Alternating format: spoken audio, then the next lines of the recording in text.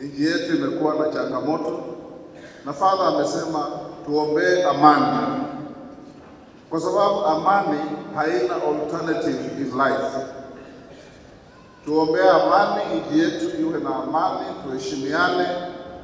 Hata wale viongozi wenye wanaingia upinzani tunawaambia wapunguze lugha chafu na lugha ya matusi.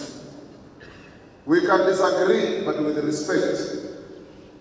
We can compete but with respect.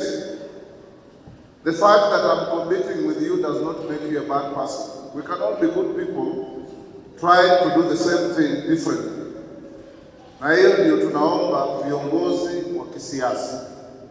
Hao watoto tunaguza wanaangalia vile tuna behave kama viongozi. Kama sisi tunatusianana hadharani, maneno chafu, maneno ambayo haistahili kutamkwa na mtu mzima, we are teaching our children bad manners, and we must change. So tuombee viongozi, hata wale wanataka kuwa viongozi wa nchi. Leta sera zenu. Usiwe tu ukisimama unauliza wewe unataka kufanyia nini Kenya Kasongo? Wewe unataka kufanyia nini Kenya one term? Wewe unataka kufanyia nini Kenya Ruto must go?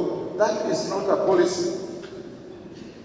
The policy is what you want to do differently from whoever is there is doing. Ndio watu waseme kama wewe alifanya hii vizuri, huyu ataweza kufanya vizuri zaidi. Na waomba wananchi pia mjiandikishe katika mfumo wa SHA wa matibabu. Ulipoanza watu walikuwa wanasema maneno mengi sana. Mimi kama spika, kwa sababu ya mshahara yangu ninalipa kila mwezi shilingi 47,800.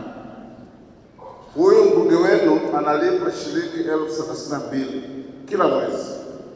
Lakini mimi na yeye tukiwa wagonjwa tuko na insurance ya bunge ambayo inatutibu. So hiyo pesa tunalipa yote kila mwezi ni ya kusaidia wewe mwananchi ambaye hauko kwa mshahara kubwa na bima ingine kama sisi.